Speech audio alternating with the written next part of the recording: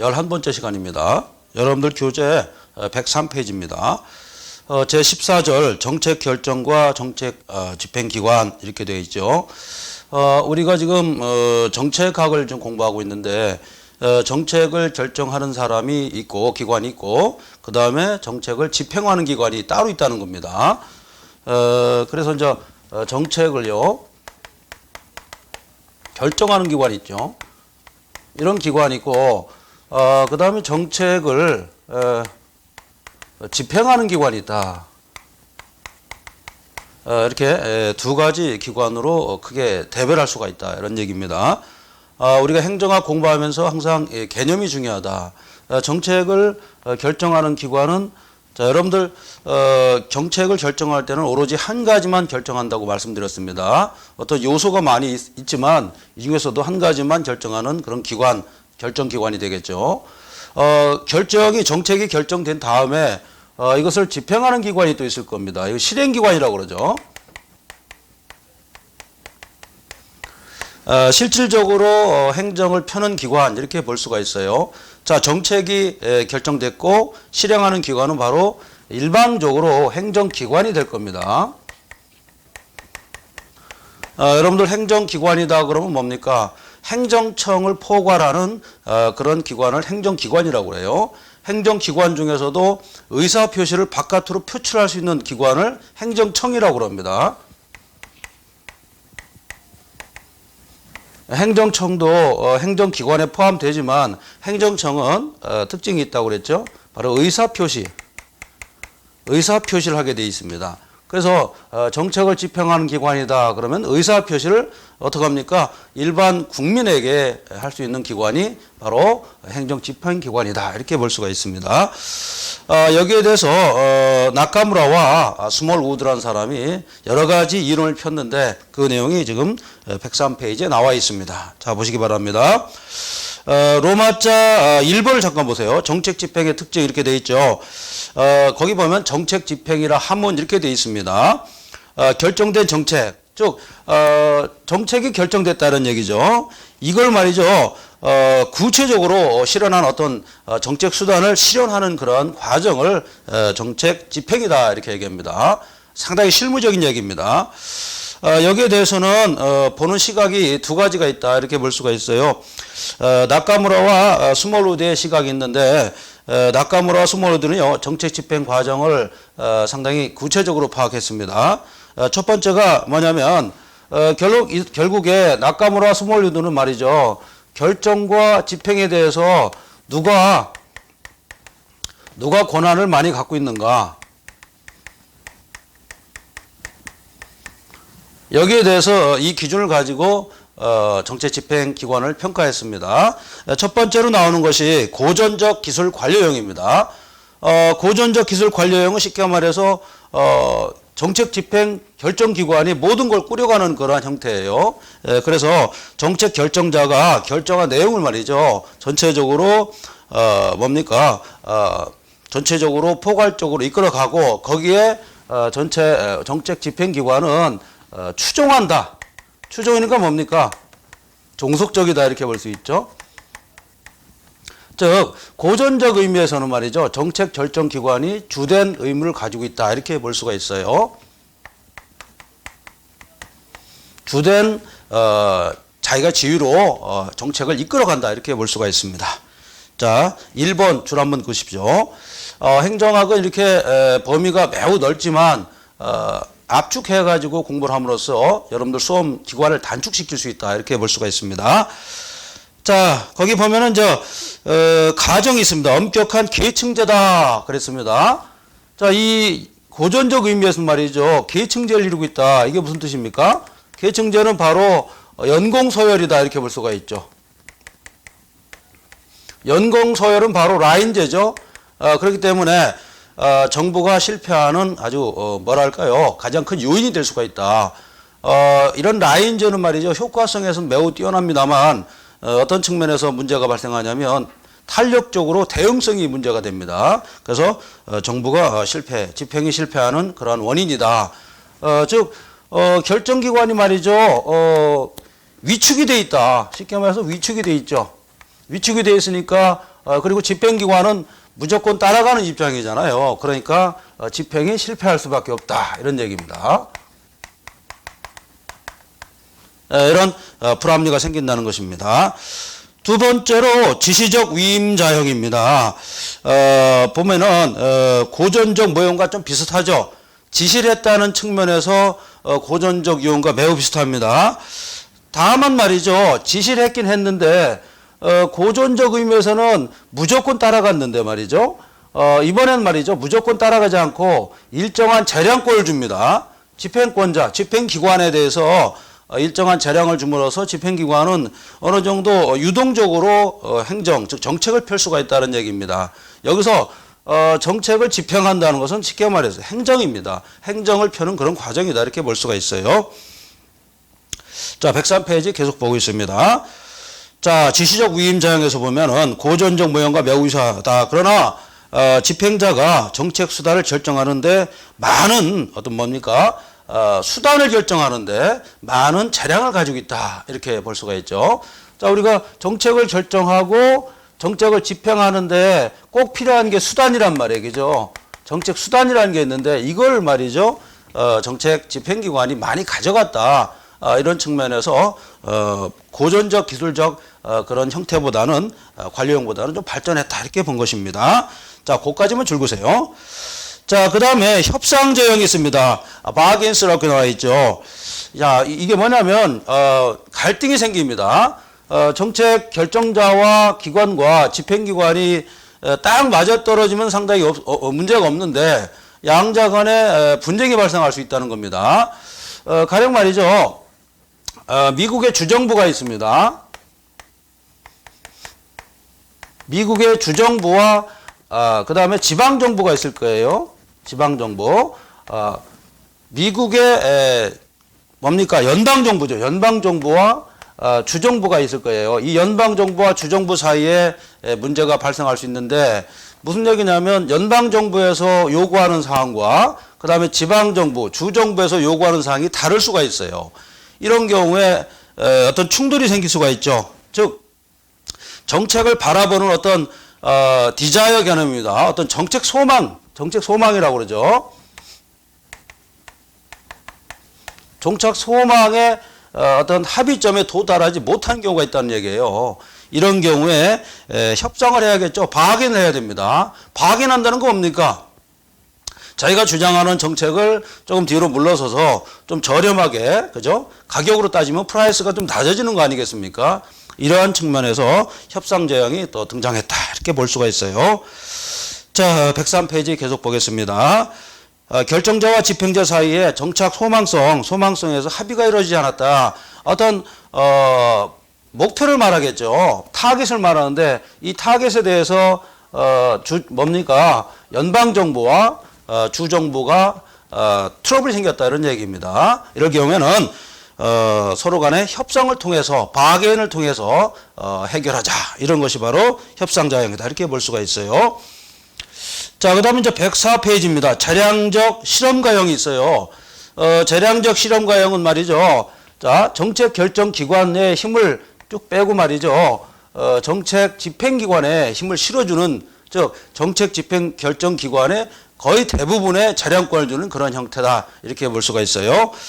자, 104페이지입니다.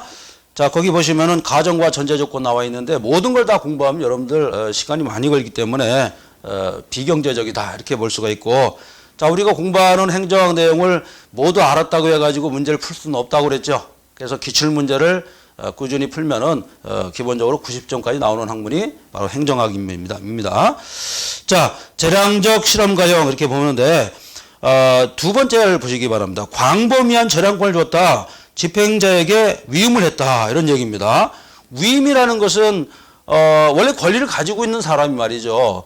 권리가 없는 사람에게 전폭적으로 자기의 권리를 주는 것입니다. 근데 여기서 위임은 뭡니까? 원래 가지고 있던 사람의 권리를 다 빼앗는 건 아니죠. 그 사람도 가지고 있고, 그 기관도 가지고 있고, 여기서 말하면 뭡니까? 정책 결정 기관도 가지고 있고, 가지고 있지만 전체적인 권한을 집행기관에다가 넘겨줬다. 이걸 위임이라고 합니다. 이런 형태 알아두시기 바랍니다. 자, 이러다 보니까 이런 경우에는 어떻습니까? 정책 집행기관이 자기가 상당히 많은 재량권을 이어받았기 때문에 좀 거만하겠죠. 기만하겠죠. 그렇기 때문에 문제가 발생할 수 있고 책임이라는 문제, 책임 회피 문제도 또 발생할 수 있다. 이러한 또 단점이 있다는 겁니다.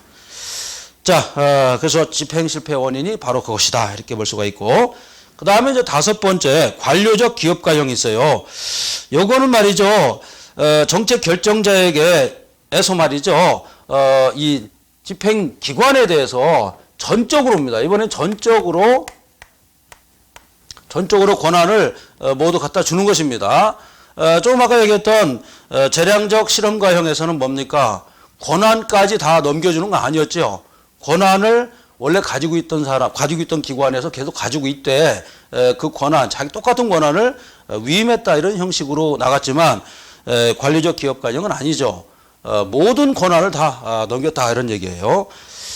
자, 그래서 결국에는 이 관료적 기업가형이 상당히 발전됐다 이렇게 볼 수가 있고 이것은 국가 행정기관에 해당하는 그런 내용보다는 일반 사기업체 경영 마인드가 여기에 들어갔다 이렇게 볼 수가 있어요.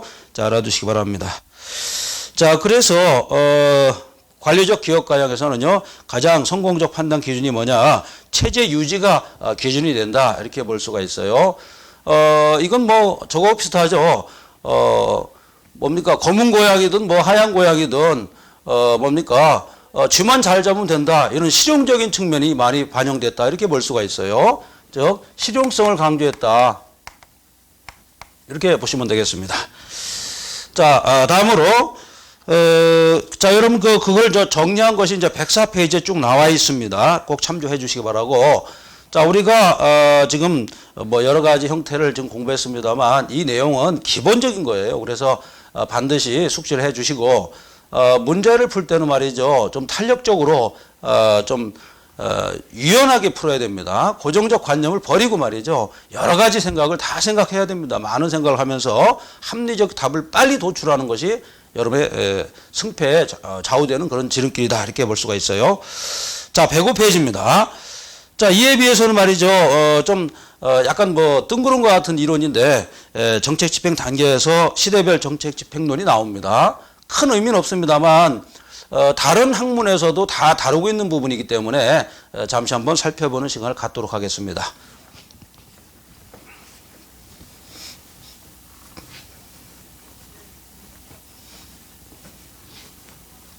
자, 우리가 어떤 의사 표시를 할 때 말이죠. 일단 어떤 지위라든가 어떤 계급을 볼 때 상위 계급이 있을 겁니다. 상위. 그 다음에 상위 말고 이제 상위에 반대되는 어떤 개념이 있는데 이걸 하위라고 합시다. 하위가 있을 때 어떤 의사 표시가 제일 중요하죠. 의사 표시가 상위에서 하위로 일방적으로 내려오는 것, 이것을 하향식 의사 표시라고, 하향시라고 합니다. 하향식 의사 표시, 뭐 하향식 의사 개진, 똑같은 말입니다. 명령식으로 내려오는 거 있죠. 명령식. 이런 방법이 하나 있고요. 두 번째는 하위에서 상위로 이렇게 올라가는 방법이 있어요. 이것을 상향식이라고 합니다. 상향식. 자, 상향식과 하향식이 있는데 이 상향식 같은 경우는 특징이 뭐냐면 상당히 민주적이다 이렇게 볼 수가 있어요. 민주적이다. 민주적인 성격을 가지고 있는 것이 상향식이다. 즉 예를 들어서 뭐 공무원 같은 경우에 하위 행정 관료가 상위에 있는 어떤 책임자한테 자기 의사 표시를 직접 할 수 있는 거, 이것을 상향식이라고 그래요. 이것은 상당히 민주적인 성격을 가지고 있고 하향식 같은 경우는 어떤 전체주의적인 성격을 가지고 있어요.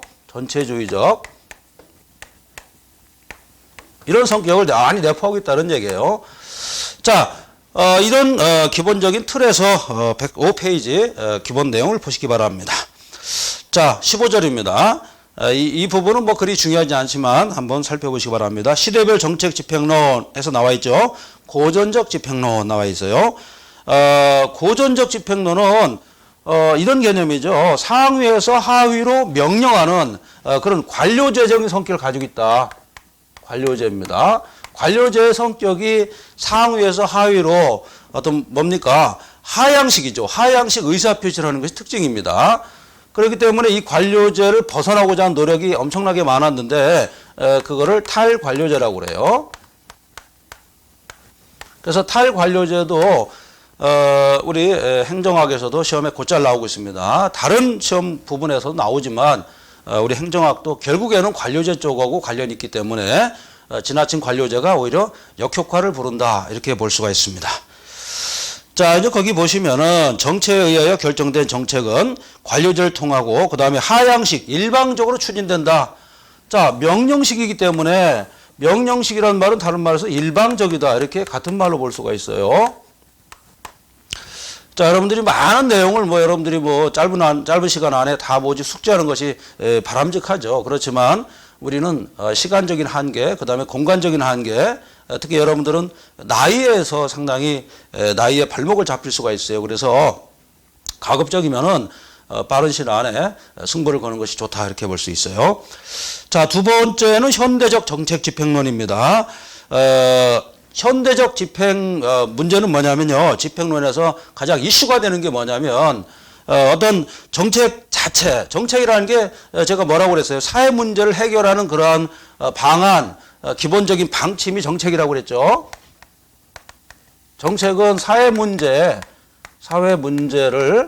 해결하는 기본 방침이 정책이라고 했죠. 이게 정책인데요. 현대적 의미의 정책 집행론은 말이죠. 포인트를 정책 자체에 두지 않았다는 겁니다. 여기에 두지 않고 집행 과정에 두었다 이렇게 볼 수가 있어요.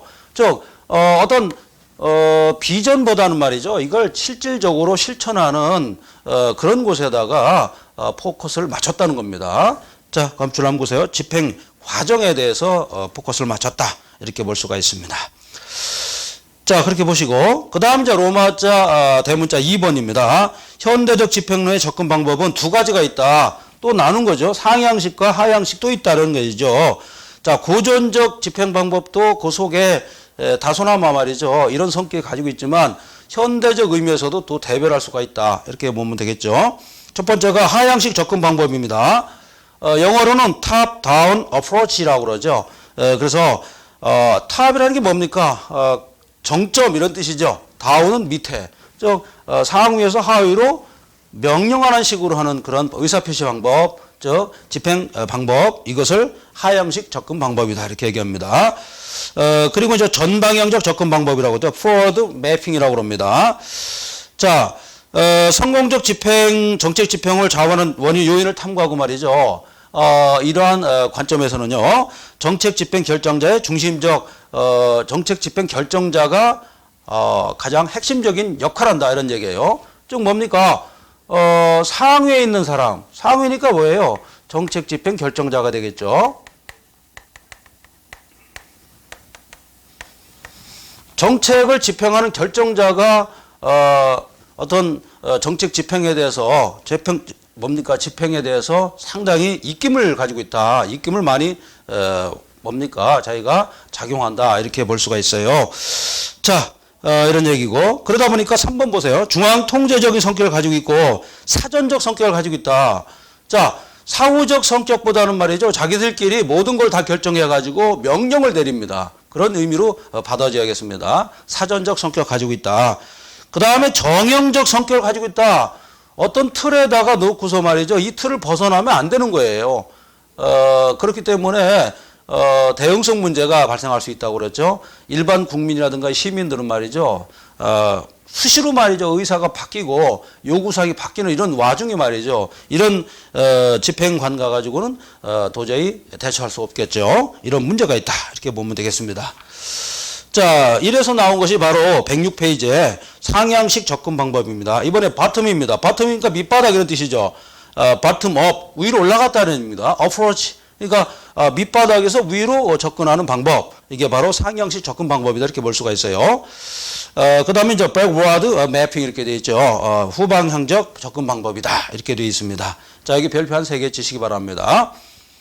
이거는 말이죠. 반대입니다. 그래서 정책 집행자의 집행 뭡니까? 하위에 있는 사람이 하위에 있는 어떤 집행기관이 되겠죠.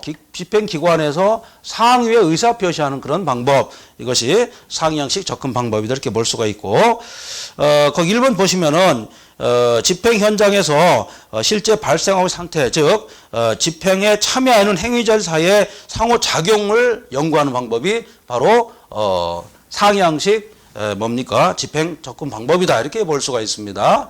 자, 이게 뭐냐면은 결국에 뭐예요? 행정으로 치면 뭡니까? 행정으로 치면은 행정의 상대방이 되죠. 상대방이니까 이런 상대방이 어떤 연관을 가지고 있는가, 그죠? 다양성을 추구하는 그러한 접근 방법이 바로 상향식 접근 방법이다 이렇게 볼 수가 있어요. 즉 행정을 펴면서 행정의 상대방들이 어떤 행정 처분이라든가 이런 걸 했을 때 어떤 반응을 일으키는가, 이것도 연구하고 말이죠. 서로 간에 상호작용 같은 걸 연구하는 그런 기준, 이것이 바로 상향식 접근 방법이다 이렇게 보면 무리가 없을 겁니다. 자, 그래서 이제 밑에 표가 나와 있는데 비교가 나와 있죠. 참조만 해주시기 바랍니다. 지금까지 내용을 중요한 건 다 말씀드렸으니까요. 자, 다음으로는 107페이지입니다. 자, 이런 부분은 뭐 수월하게 빨리 나가는 것이 좋겠습니다. 이런 부분에 너무 집착하다 보면 시간이 많이 흘러갈 수가 있고 영양가가 별로 없는 부분이 있기 때문에 빨리 나가도록 하겠습니다. 자, 107페이지 보면은 성공적 정책 집행을 좌우하는 요소가 있는데 상당히 많이 있죠. 여러 가지 요소가 있습니다. 거기 보면 소망성 내지 실현 가능성도 있다. 정책을 집행하는데 자기가 원하는 게 있죠. 소망성이라고 그럽니다. 이걸 소망성도 있겠고 가능성이 있겠는가, 이런 것도 따진 겁니다. 일반적인 내용이에요. 정책을 집행하는데 저거 뭐 잘 안 되겠다, 소망이라든가 어떤 가능성, 실현 가능성이 희박하다라고 그러면 어떻습니까? 아무래도 추진하는데 문제가 되겠죠. 문제가 되는 이 부분, 이게 바로 변수가 되는 것입니다. 알아두시고. 자, 거기 보면은 정책 문제 상황에서 표가 나와 있습니다. 프랭클린이라는 사람이 이 과정을 한번 정리한 것입니다. 거기 보면은요, SOP 확립 플러스 원만한 집행 가능성 이렇게 돼 있죠. 이런 경우는 SOP가 뭐라고 그랬습니까? 어떤 행정이라든가 어떤 국가 기관에서 똑같은 일이 계속 반복적으로 발생했을 때 여기에 대한 기준을 마련하는 거, 표준 작업이 바로 SOP라고 그랬죠. 이런 경우는 분배 정책이 가장 효율적이다 이렇게 볼 수가 있고요. 그 다음에 참여자 관계 안정성이라는 게 있습니다. 이때도 여러분들이 분배 정책은 높다 이렇게 볼 수가 있고, 그 다음에 집행의 갈등 정도 같은 경우는 어떻습니까? 분배 정책 같은 경우는 낮다 이렇게 볼 수가 있습니다. 자, 우리가 이제 표로서 이제 공부를 하는 경우는 이해를 돕기 위해서 표로서 공부하는 것이지 문제를 빨리 풀기 위해서 하는 것은 절대 아니라는 걸 여러분들이 알아두시기 바랍니다. 무슨 얘기냐면 이 표로 공부하면 문제 푸는 데는 큰 문제가 있을 수 있어요. 문제 풀 때는 표로 공부하는 것은 이해를 돕기 위한 것이기 때문에 이것을 전폭적으로 문제 푸는데 반영하면 안 되겠습니다. 자, 그 다음에 집행체제 변수가 있는데 거기 보면은 하향식과 또 상향식이 나와 있는데 하향식은 재량을 통제한다 이렇게 돼 있고, 아무래도 재량이 없겠죠. 여러분들 재량이라는 게 있는데, 자, 재량이라는 개념이 나올 거예요. 근데 재량은 어떻습니까? 여러분들 어떤 기준이 재량인가? 뭐 이런 말이 있는데 행정행위 하다 보면은 재량 준칙이라는 게 있어요. 어느 선까지 재량을 인정하겠다 이런 준칙이 있는데 이거를 벗어나게 되면은, 즉 재량을 벗어나게 되면은 어떤 의미로 받아들이냐면 이걸 부당하다고 그래요. 부당. 참 이거 부당하구나 이런 의미로 받아들인다 이렇게 볼 수가 있어요.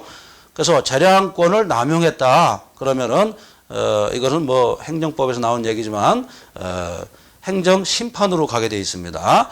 그다음에 이제 위법까지 갔다 그러면 행정 소송으로 나가야겠죠. 자, 거기까지 설명드리겠습니다.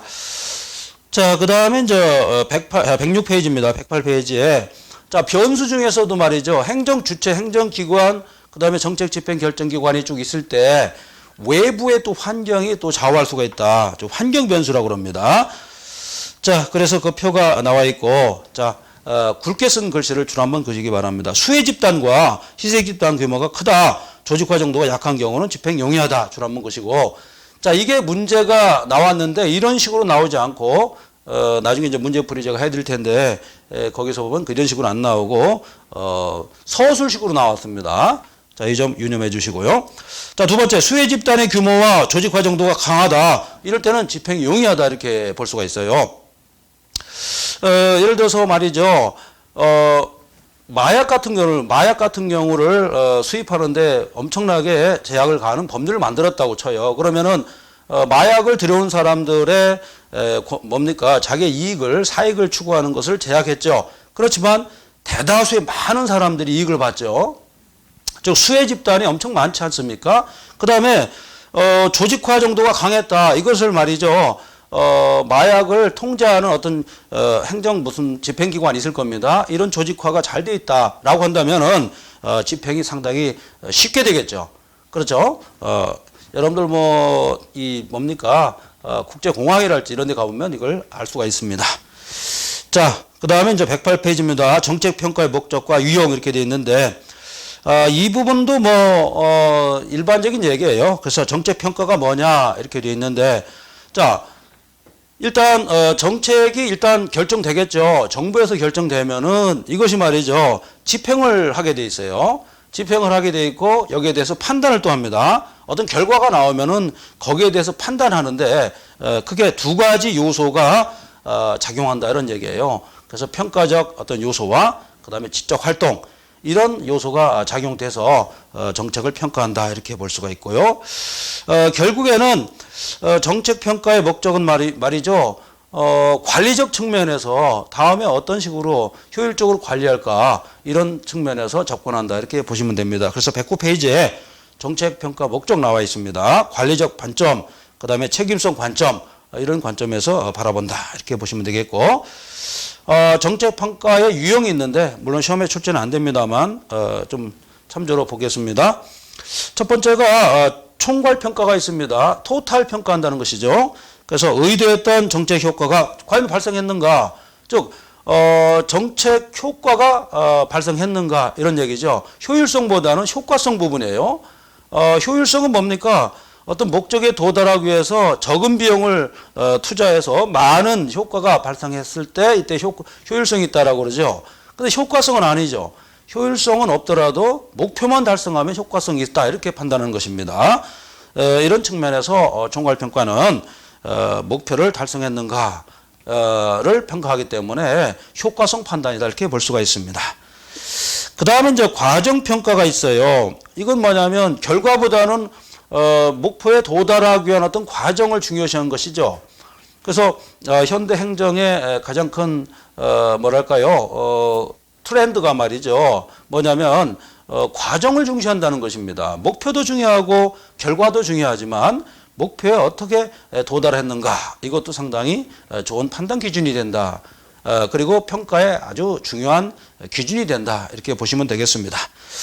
자, 그 다음에 이제 과정평가 유형 시간 기준 나와 있는데 거기 보면은 참고할 게 하나 있어요. 집행도 중점 점검이라고 나와 있죠. 성과 모니터링이라는 게 있습니다. 정책이 잘 집행됐는가를 중간에 이렇게 평가하는 거 있어요. 그것을 성과 모니터링이라고 합니다. 자, 그 다음에 이제 미국의 정책평가위원회가 있고 말이죠. 그 다음에 마지막에 메타평가가 있어요. 메타평가는 종합적으로 평가하는 것입니다. 그래서 이제 메타 분석과도 연결이 좀 돼 있는데 이건 뭐냐면 여러 가지 요소 있죠. 그 다음에 요소뿐만 아니라 어떤 전문가 집단, 그 다음에 전문가 말고 말이죠. 다양한 기관이 있죠. 전문가는 아니지만 거기에 대해서 평가를 내려달라 이런 얘기입니다. 하다못해 일반 시민과 집단한테도 물어볼 수 있는 그러한 평가 방법, 이것이 바로 메타 평가가 되겠습니다. 자, 209페이지 참조를 해 주시기 바랍니다. 자, 그 다음에 이제 110페이지에 정책평가의 타당성 의미 이렇게 되어 있는데, 이 부분을 잠시 또 살펴보는 시간을 갖도록 하겠습니다.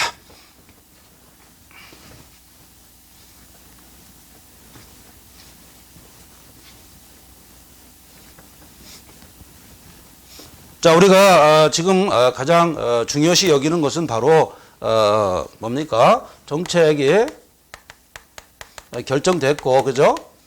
결정됐고, 이것이 말이죠. 정책 실현을, 그죠? 정책 실현이 됐는가, 이것을 판단하는 것이 바로 정책 평가가 되겠죠. 즉, 인과관계를 따집니다. 이게 목표가 되겠죠. 그래서 인과관계를 따지는 것. 이 중간에 뭐 정책 집행이 나오겠죠. 즉, 정책 결정과 정책 집행, 그 다음에 정책 실현과의 관계에 인과관계가 잘 이루어졌는가, 이걸 판단하는 것이 바로 정책 평가의 타당성이다, 이렇게 된 것이죠. 그래서 이것을 정책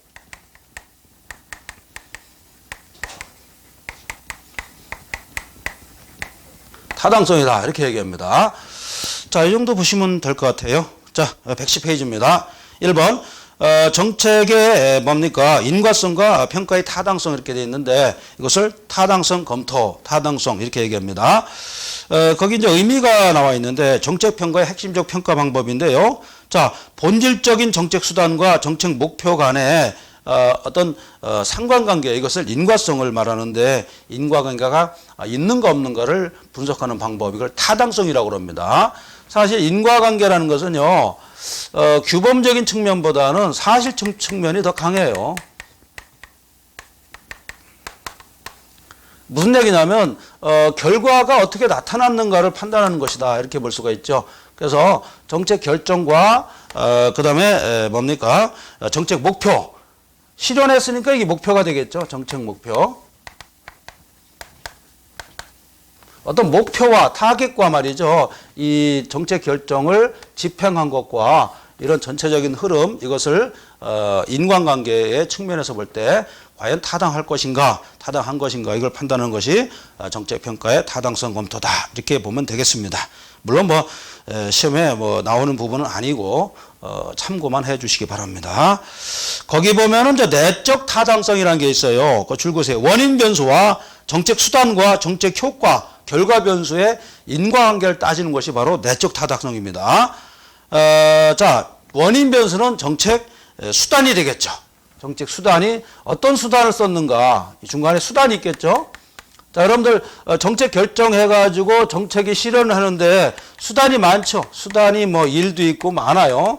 예, 이렇게 많죠. 그런데 이 정책 수단이 많은데 한 가지만 딱 결정하는 것이 정책 결정이라고 그랬죠. 가장 좋은 거를 뽑아가지고 그걸 가지고 정책을 집행하고 그 다음에 정책 목표를 위해서 실현하는 과정과의 관계를 따지는 것이 바로 인과관계다, 이렇게 본 것이 바로 내적 타당성이다, 이렇게 볼 수가 있어요. 그래서 internal validity 이렇게 나와 있습니다. 자, 그 정도 보시면 되겠고, 그 다음에 외적 타당성이 있습니다. 그건 뭐냐면 특정한 상황에서 내적 타당성을 확보한 평가 결과를 가지고 말이죠, 다른 상황에 적용할 수 있는가, 이것을 외적 타당성이라고 합니다.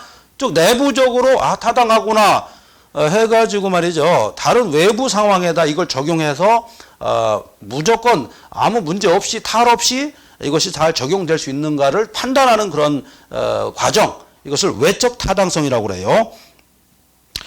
자, 무슨 얘기냐면, 자, 여기서 이제 이 내적 타당성이 발생했죠. 내적인 게. 이것을 말이죠, 바깥으로 끌고 나온다는 겁니다. 외적 타당성. 외적 타당성은 바로 뭡니까? 일반화시키는 과정이다. 그죠? 여기까지는 쉽게 말해서 스페셜한 그런 과정이었다면 이쪽은 제너럴한 과정이에요. 무슨 얘기냐? 내부적으로 봤을 때는 우리가 아주 이 스페셜인 거죠. 소수 집단이니까요. 근데 이것을 외부적으로 인정받고자 하는 것은 일반화다, 이렇게 볼 수가 있어요. 일종의 이런 거와 비슷하죠. 무슨 뭐 에이즈라든가 무슨 뭐 이런 병을 치료하는 약이 있다고 쳐요. 그러면 일정한 어떤 그룹에 일단 실험을 하겠죠. 실험해가지고 이것이 상품화 된다 그러면 그 과정이 바로 상품화가 바로 일반화가 되겠죠. 이렇게 해석하면 되겠습니다. 자, 그래서 외적 타당성은 말이죠. 2번 줄 보세요. 평가 연구 결과의 일반화 가능성을 말한다. 줄 한번 쭉 보시기 바랍니다. 자, 거기 보면은요, 여러 가지가 있는데 외적 타당성 조회 요소가 또 있는데 여기서는 호손 실험이 나옵니다. 호손 실험은 뭐냐면 어떤 노동자 집단이 있는데 말이죠. 외부에서 말이죠. 자기들이 어떤 노동을 열심히 산출을 많이 내기 위해서 여러 가지 자료라든가 환경을 좋게 만들어줬는데 거기서 근무하는 사람들이 말이죠. 자기들이 관찰을 받고 있다는 사실을 또 알고 있었다는 겁니다. 그래서 더 열심히 해가지고 생산성을 높였다 이런 얘기죠. 결국에는 생산성이 높아진 이유는 물론 기자재가 더 좋아진 이유도 있었겠지만 결론적으로 여기에서 근무하는 사람들이 그 내용을 다 알고 있었기 때문에 엉뚱한 효과가 발생했다. 이렇게 본 것이 바로 호손 실험의 호손 효과였습니다. 즉 호손 실험은 의도한 바대로 효과가 발생한 것이 아니라 즉 의도한 형태의 결과가 왜 나왔는가를 보니까 비의도적인 거에 의해서 나왔다. 또는 의도한 것과 다른 현상이 발생했을 때 그것을 호손 효과다. 이렇게 얘기합니다. 자, 111페이지에 나와 있습니다. 그 다음에 이제 구체적 타당성이 있죠. constructability 이렇게 돼 있는데 요거는 뭐냐면 구체적인 내용을 측정한다 이렇게 보면 되겠는데 얼마나 일치하는가 즉 일치도를 말하는 것이 바로 구체적 타당성이다 이렇게 볼 수가 있어요. 즉 정책 결정했고 말이죠. 정책 집행을 했는데 목표에 얼마나 딱 떨어지게 맞았는가 이걸 판단하는 것이 바로 구체적 타당성이 되겠습니다. 그 다음에 통계적 결론 타당성 참조만 해주시기 바랍니다. 자, 그리고 이제 19절 정책의 평가 방법 사회 실험 이렇게 돼 있죠. 이 부분은 시험에 꼭 출제되니까 별표를 한 3개 치시기 바랍니다. 자, 이 부분은 뭐냐면 정책 평가의 주된 관심이 말이죠. 내적 타당성에 일타적으로 있다는 겁니다. 그거와 관련해서 여러 가지 문제가 있다. 일단 정책 평가를 하는데 방법이 있다는 겁니다. 자, 112페이지 보시기 바랍니다. 거기 보시면은 비실험적 방법이 있어요. 비실험적 방법은 실험을 하지도 않고 말이죠. 통계만 가지고 결론을 도출하는 방법이에요. 그러니까 일종의 탁상공론이다 이렇게 볼 수가 있어요. 그 다음에 준실험적 방법이 있습니다.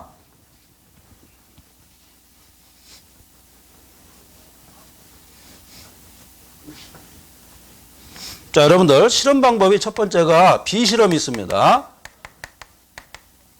비실험적 방법은 통계만 가지고 하는 것이죠. 통계. 이런 측면에서 볼 때 실험이 아니라고 본 것이죠. 실험은 통계를 가지고 하는 것이 아니라 직접 예를 들어 사례를 만들어서 결과를 도출하는 거 아니겠습니까?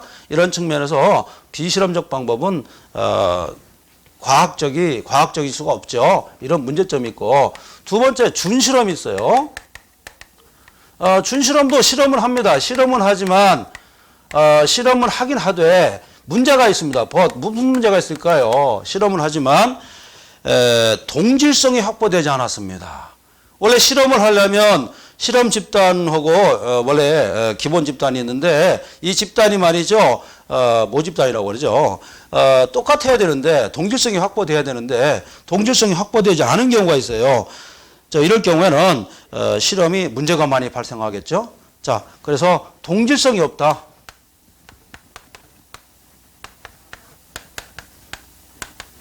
동질성이 확보되지 않는 그러한 실험을 준실험이다 이렇게 얘기합니다. 준실험은요 가급적 실험 집단과 비교 집단이 있어요. 이거 통계학적 얘기인데 우리 행정학에서는 이런 말을 많이 씁니다. 그래서 비교 집단이다.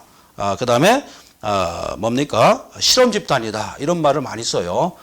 우리 행정학에서 쓰는 용어니까 여러분들 숙지하기 바랍니다. 다른 학문에서는 이런 말 쓰지는 않는데 행정학에서는 이런 말을 자주 쓰고 있다 이렇게 보시면 되겠고 그래서 이제 가장 중요한 것이 짝짓기라고 있습니다. 매칭 방법이라고 그래요. 짝짓기를 한다. 약간 비효율적이다 이런 얘기죠. 가령 말이죠 이런 거예요. 어떤 우유를 많이 먹으면은 뭐 예를 들어서 뭐 키가 많이 크더라. 뭐 이런 거 있죠. 그런 어떤 연구 같은 거 할 때도 있고 아니면은 어떤 뭐 공부를 많이 시켰더니만 점수가 많이 올라가더라. 이런 것을 연구할 때 말이죠.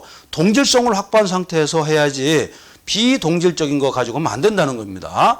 가령 이런 거예요. 강남에 있는 말이죠. 강남에 있는 중학교 1학년, 그죠? 중학교 1학년과 그다음에 뭐 예를 들어서 다도에 예를 들어서 뭐 섬 지방에 있는 중학생, 섬 지방의 중학생을 비교하면 안 된다는 거예요. 강남에 있는 중학생은 도시에 살고 말이죠. 도시에 모든 것이 이제 젖어 있는 그런 사람이죠. 그러나 이 섬 지방에 있는 어떤 학생은 말이죠. 자연 친화적이고 다른 능력이 또 있는 사람이죠.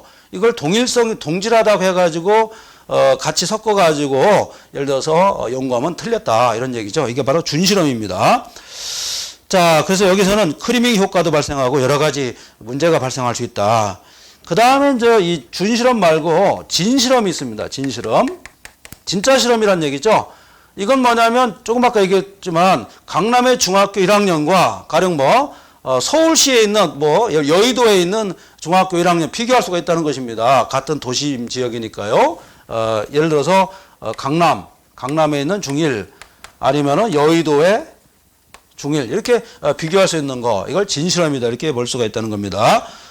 진실험의 특징은 바로 뭐냐 무작위다 이런 얘기죠.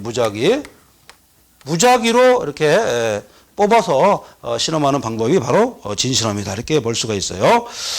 결국에는 진실험 같은 경우도 문제가 또 발생할 수 있는데 자 우리가 호선 효과를 제가 설명드렸는데 만약에 말이죠 강남이라든가 여의도에서 여의도 1학년을 말이죠 자기들이 관찰의 대상이 될 수 있다라고 생각하면은 더 열심히 하겠죠. 그래서 의도되지 않은 결과가 또 나올 수가 있습니다. 즉 결과적으로 호선 효과에서 단점이 또 지적될 수 있다는 것이 바로 진실험입니다.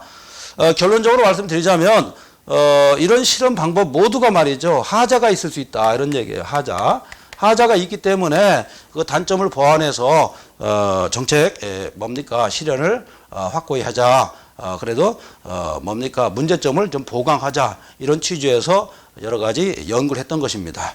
자, 여러분들 이번 시간에 공부했던 것은 정책 실험의 실험 방법에 대해서 살펴봤습니다. 여러분들 수고 많이 하셨습니다.